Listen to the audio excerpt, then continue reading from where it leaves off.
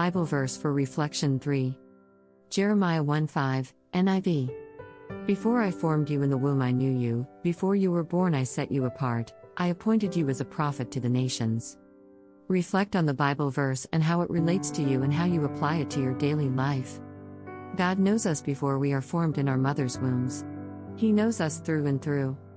He has a plan for each one of us, our mission in life. Have you ever pondered your mission in life?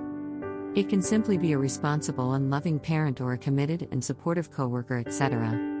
My mission in life is to increase awareness of prenatal bonding and support pregnant mothers to bond with their babies.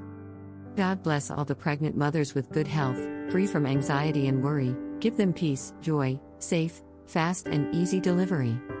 May God bless all the doctors and nurses, and midwives with wisdom, understanding, love and care for the mothers and unborn babies.